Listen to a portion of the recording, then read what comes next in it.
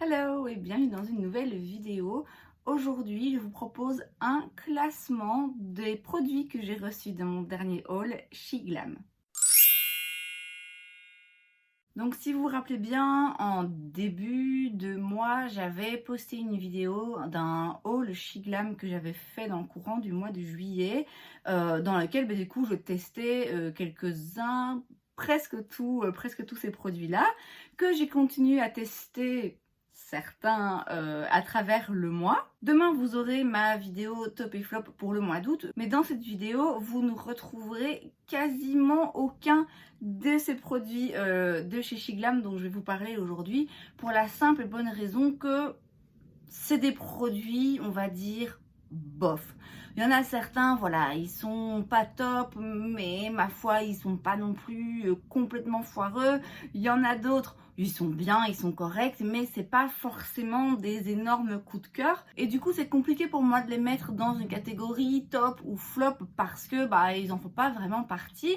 Pour autant, je voulais quand même faire un petit retour pour vous sur ces produits-là puisque je les avais présentés en première impression, mais j'avais pas eu l'occasion de travailler plus avec et de voir vraiment ce que j'en pensais. C'est donc ce que je vais faire aujourd'hui et je vais le faire sous forme de classement. Je déteste faire des classements, raison pour laquelle j'en fais très rarement. Je crois que c'est peut-être la 2e ou 3e fois que je fais ce genre de vidéo. J'ai beaucoup de mal en fait à classer parce que chaque produit est différent. Je trouve ça compliqué en fait de comparer un fond de teint et un mascara, vous voyez. Même parmi des produits de la même catégorie, comparer différentes palettes de fard à paupières, je trouve ça compliqué parce que forcément elles sont différentes et c'est pas toujours comparable. Mais bon, j'ai fait un effort et je pense que je suis arrivée à un classement, bien que honnêtement, si vous me demandez de refaire le classement de ces produits-là dans 2 jours, ça changerait sans doute un petit peu, mais c'est le classement pour le moment des produits, donc du moins bon au meilleur parmi ce petit haul chez Glam. Et donc à la dernière place du classement, on a pour moi le pire produit, celui que j'ai le moins aimé, celui je dirais surtout qui m'a le plus déçu. C'est pour ça que les classements c'est toujours un petit peu compliqué parce que objectivement je ne suis pas sûre que ce soit forcément le pire produit du tas. Mais disons que c'est celui dans lequel j'avais basé pas mal d'espoir et qui finalement s'avère être une grosse déception. C'est le Cheeky Color Jam dans la teinte Afternoon Peach. C'est donc un blush crème. J'en attendais beaucoup pour la simple et bonne raison que les blushs liquides de chez Shiglam font partie de mes préférés. Enfin, c'est vraiment des produits extraordinaires pour en plus 3 fois rien. Du coup, je m'étais dit, bon ben là, une autre formulation, mais un blush crème de chez Shiglam, ça devrait me plaire. Et en fait, non. C'est une texture un petit peu mousse, en fait. C'est un peu particulier. Et du coup, je trouve que c'est pas hyper facile à travailler. C'est pas hyper facile à estomper de façon uniforme. À la limite, là, comme ça, sur peau nue, peut-être que vous auriez plus facile. Mais moi, je mets pas de blush seul. Quoi qu'il arrive, j'aurai toujours un fond de teint ou quoi en dessous. Donc, vraiment pas facile à utiliser, ni avec un pinceau, ni avec les doigts, ni avec un beauty blender. Ouais, franchement, assez déçue. J'aime beaucoup la couleur, mais du coup, j'ai un blush de chez Elf qui a une couleur assez ressemblante et qui est dans une texture crème que pour le coup, j'aime beaucoup et qui se travaille facilement. Là, vraiment, pour moi, c'est pas ces blushs qu'il vous faut de chez Shiglam. Autre produit qui est pas vraiment top d'après moi, c'est le Multifix Concealer and Color Corrector. Moi je l'ai pris dans la teinte Dulce de Leche parce que l'autre était beaucoup plus clair. Et moi ce que je cherchais c'était des petits correcteurs à utiliser pour cacher mes boutons ici et là, mais qui soient de ma teinte de peau actuelle. Bon là j'ai déjà pas mal perdu mon bronzage j'avoue, mais du coup le plus clair allait être trop clair. Bon là pour le coup le plus clair ça se voit est quand même un peu trop foncé. Encore que ce que j'ai fait là récemment, ça se voit d'ailleurs, j'ai prélevé avec une spatule et j'ai mélangé en fait différentes teintes pour arriver à quelque chose qui me convienne et qui soit correct. Donc ce genre de format, j'aime bien pour justement aller corriger les boutons, le fait qu'il y ait plusieurs teintes qu'on puisse facilement mélanger en prélevant un petit peu et en le mettant sur une palette. Ça permet justement d'avoir toujours, quoi qu'il arrive, un correcteur qui nous matche presque parfaitement.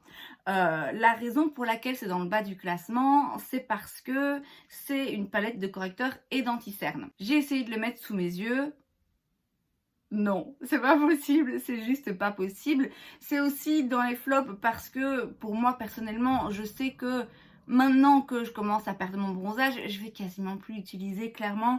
La texture est juste vraiment pas ouf. Si vous désirez des correcteurs couleurs pour aller corriger la couleur du cerne, franchement, il y a d'autres textures, j'estime, qui sont plus appropriées. Là, c'est quand même un petit peu lourd pour le dessous des yeux. Après, pour cacher les boutons, pour faire vraiment du correcteur précis sur le reste du teint, oui, pourquoi pas, mais encore une fois, c'est même pas non plus un truc, le truc le plus couvrant que j'ai testé.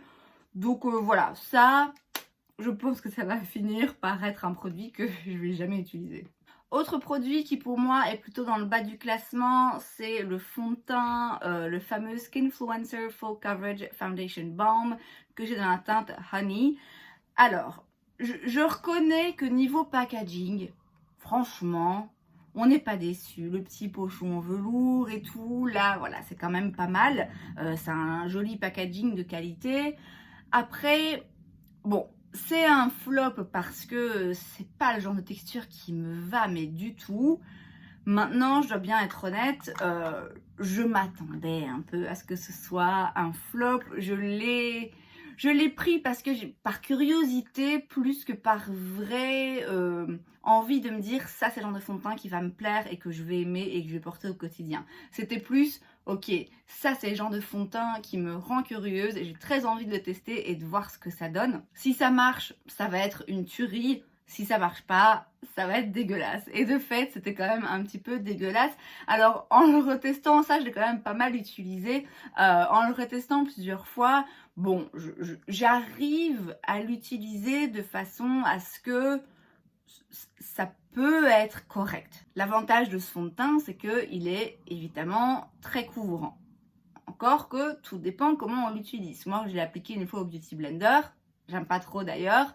Et au Beauty Blender, la couvrance est quand même relativement plus légère, ce qui est logique. Quand on l'applique au pinceau, comme c'est d'ailleurs recommandé, là, oui, en effet, c'est très couvrant. Mais du coup, c'est aussi très lourd et c'est très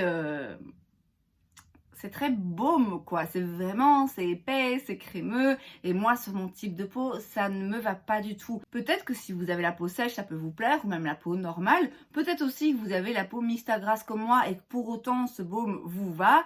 Moi, sur moi, il est pas beau, il se voit, et alors il est épais, et il fait un peu ressortir les pores à la limite. Enfin, c'est juste pas beau, quoi. Si je le poudre pas, je brille très vite. Et si je le poudre, bah ça rajoute encore une couche à l'épaisseur déjà du fond de teint.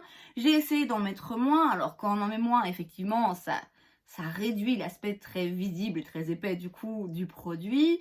Mais pour autant, encore une fois, c'est pas forcément joli et il vieillit mal. Clairement sur ma peau, il vieillit mal. Donc à la limite, je l'ai mis plusieurs fois quand je faisais des vidéos. Quand je le mets, si je mets de la poudre, ni trop peu, que j'arrive à bien doser et avec le bon éclairage et tout, voilà, ça passe comme ça en caméra. En vrai, c'est moins beau et puis surtout, je vous dis, après quelques heures, c'est de plus en plus moche. Donc moi, il ne me va pas. C'est pas pour autant un fail complet parce qu'en même temps, je pense que de base, il n'est pas vraiment censé m'aller. Je trouve ça quand même important d'en parler parce que c'est typiquement le genre de produit qui fait fureur, qui devient viral sur les réseaux sociaux. Et encore une fois, quand on voit comme ça en caméra, je veux dire de base n'importe quel fond de teint, si vous en prenez et que vous le swipez comme ça, ben oui, c'est couvrant, waouh, ça camoufle tout, c'est magnifique. Pensez quand même que ce que vous voyez à travers un écran et ce que vous voyez quand vous regardez votre peau en vrai, c'est pas pareil.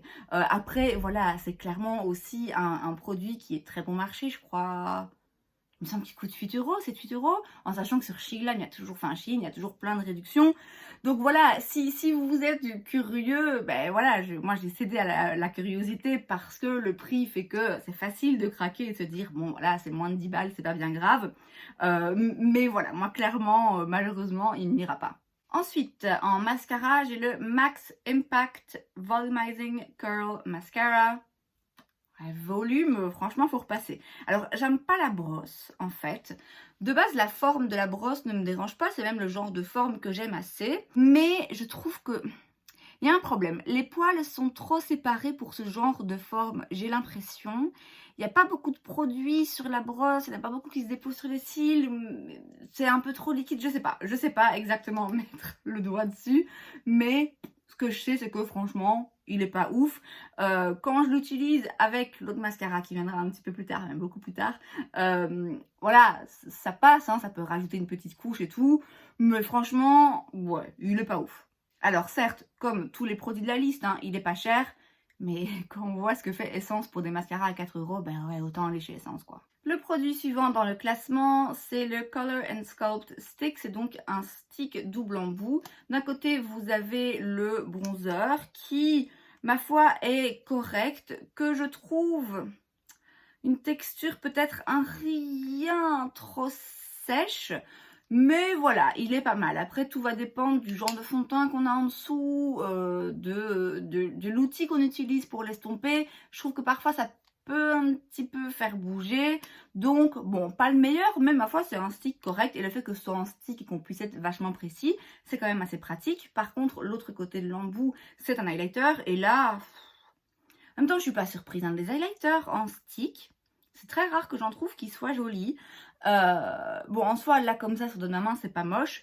Mais j'arrive pas à bien travailler. Le problème, c'est que quand, encore une fois, c'est... Pourtant, là, ça a l'air de glisser, mais c'est quand même un petit peu sec quand on l'applique comme ça. Pour l'estomper, ben, ça bouge un petit peu tout. Quand on l'estompe, ben, soit on l'estompe trop, il n'y a plus rien, soit pas assez, mais alors ça se voit parce que c'est une texture crème. Enfin voilà, je suis vraiment pas fan de l'highlighter. Le bronzer, je vous dis, ça passe un petit peu mieux. Mais vu que c'est un stick double embout, ben forcément, s'il y en a un que je sais que je vais jamais utiliser, bah, c'est un peu moins utile. Produit suivant dans le classement, et là on arrive dans le top 3, il y a cette petite palette, c'est la Cosmic Crystal Eyeshadow Quad dans la teinte Spellbound. Alors moi les quads, je suis pas hyper fan. Vous allez me dire alors pourquoi tu l'as acheté? Parce que je voulais tester par curiosité. Mais c'est vrai que les quads, je peux comprendre le côté hyper pratique. Et c'est vrai qu'au quotidien, j'entends bien que la plupart vont sans doute se tourner vers un quad qui s'utilise facilement, qui se transporte facilement, que vers une palette où il y a 15 couleurs et on ne sait où donner de la tête. Moi, j'aime me maquiller, j'aime faire des maquillages différents, j'aime avoir le choix et les options. Du coup, c'est vrai que j'ai plutôt tendance à aller vers des palettes que vers des petits quads comme ceci. Mais, encore une fois, la plupart des gens, en tout cas je pense, aiment ce genre de produit. Et il faut bien avouer que c'est quand même pratique. C'est des jolies teintes. Les fards mat sont quand même assez pigmentés. Bon, ma foi, ils s'estompent correctement. Je peux pas dire que ce soit les plus pigmentés ni ceux qui s'estompent le plus facilement. Mais encore une fois, vu le prix, bah voilà, c'est compliqué de demander un truc qui soit hyper pigmenté et en même temps qui se travaille très bien, vous voyez. Donc les fards mat sont corrects. Voilà, c'est rien pour moi d'inoubliable. Mais c'est utilisable. Les fards pailletés, là pour le coup, je suis contente et surprise parce que j'ai eu l'une ou l'autre palette de chez Shiglam dans laquelle les fards métalliques étaient inexistants, alors que là, clairement, on se fout pas de nous, ok? Donc les fards métalliques sont très jolis. Après, vous pouvez les travailler différemment hein, si vous voulez quelque chose d'un petit peu plus discret. Ce qui me dérange, je dirais que c'est le fait que les deux couleurs finalement soient quand même assez proches. Alors, elles sont différentes, clairement. Chaque fard à paupières est unique. Mais dans un quad, je trouve qu'une différence plus marquée aurait été intéressante. Mais voilà, ma foi, si vous cherchez un petit quad comme ça, facile à emporter, facile à utiliser au quotidien, oui, c'est sympa. Le produit suivant, c'est en fait un petit kit de 3 produits. Ce sont des fards à paupières liquides pailletés. C'est pas des dupes parce que pas la même chose, mais c'est des imitations, on va le dire. C'est des imitations des produits du même genre, comme ça, de chez Stila. Je me permets de dire imitation parce que, bon, en soi, des fards à paupières liquides pailletés, bon, il y en a dans toutes les marques. Là, je dis imitation à cause des noms, puisque les noms des teintes, c'est Rose Gold, Kitten Karma, Diamond Dust. Rose Gold, à la limite, bon, voilà, c'est un nom de teinte qu'on peut retrouver ailleurs. Mais Kitten Karma et Diamond Dust, ça, je veux dire, c'est voilà, c'est clairement le nom de teinte de produits similaires de chez Stila. Les teintes ne sont pas exactement les mêmes, mais voilà, clairement, ils auraient pu faire l'effort quand même de trouver un autre nom. Alors, est-ce qu'ils valent les Stila? Non, évidemment que non. Mais encore une fois, la différence de prix est quand même là. C'est des produits que j'ai quand même bien aimés. Alors on peut les travailler de façon intense, on peut aussi les estomper un petit peu. Auquel cas, ben, du coup, il y en a certains qui peuvent être un petit peu... ne pas s'estomper de façon égale. Vous voyez, où il y a des endroits où vous allez avoir un petit peu plus de couleurs, d'autres un petit peu plus de paillettes. Mais voilà, ils se travaillent, je dirais, comme des fards à paupières liquides pailletés. Alors celui-ci, c'est donc le Diamond Dust. Il y a des jolies paillettes dedans avec différents reflets, mais je dirais que c'est celui que j'ai le moins aimé parce que c'est celui qui se travaille le moins bien, qui s'estompe le moins bien et qui fait justement, je sais pas si vous verrez, mais qui fait le plus de tâches. Vous voyez, où je trouve ça difficile d'avoir un rendu homogène. Celui-ci qui est donc le Rose Gold, je trouve que le nom aurait mieux été à celui-là, mais n'importe. Il est assez joli. Et le dernier, donc le Kitten Karma, je dois dire que j'aime aussi assez la teinte. C'est des teintes en plus, ces deux-là qui me vont assez bien en temps normal. Et vous voyez, quand ils sèchent quand même, ils tiennent. Donc franchement, des bons produits. Je vous l'ai dit, c'est pas les plus jolis, c'est pas les plus pailletés, c'est pas les teintes les plus dingues, c'est pas les plus faciles à travailler de façon homogène, etc. Mais c'est des petits fards à paupières liquides pailletés, c'est le genre de produit que j'aime assez bien utiliser, surtout en ce moment quand je sais pas pourquoi j'ai pas envie de mettre du fard à paupières, mais j'ai quand même envie d'avoir un petit quelque chose sur les yeux. Le fait que ça se vende en kit, bah ça peut être embêtant si vous, il n'y a qu'une teinte que vous voulez ou qui vous plaît. Voilà, vous êtes obligé de les acheter par 3, mais bon voilà, le prix est quand même pas élevé, donc parfois c'est pas dramatique. Et dernier produit, ou plutôt premier produit du coup du classement, c'est un autre mascara, Miracle, le Wonder Wave Curling Mascara. Je dis Miracle parce que j'avais déjà essayé le mascara de chez Shiglam avec le double embout là. Je ne l'ai pas trouvé ouf. Celui-ci, de toute évidence, pas top non plus. Celui-là, par contre, il est pas mal. Moi, je trouve qu'il apporte de la longueur, surtout, plus que de la courbe. Il apporte de la longueur, il sépare bien les cils. Il est vraiment, vraiment, vraiment pas mal. La brosse est beaucoup mieux que l'autre. Le produit se distribue bien, etc. Franchement, franchement bien. Alors, c'est pas mon mascara préféré de tous les temps.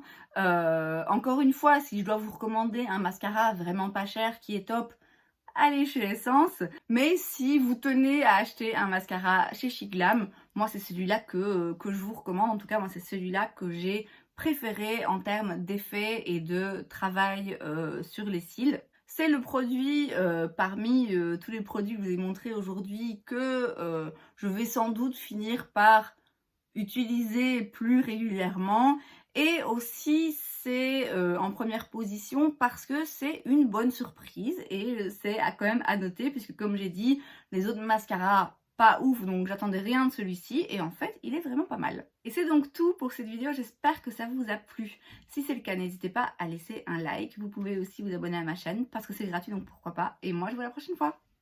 Bye.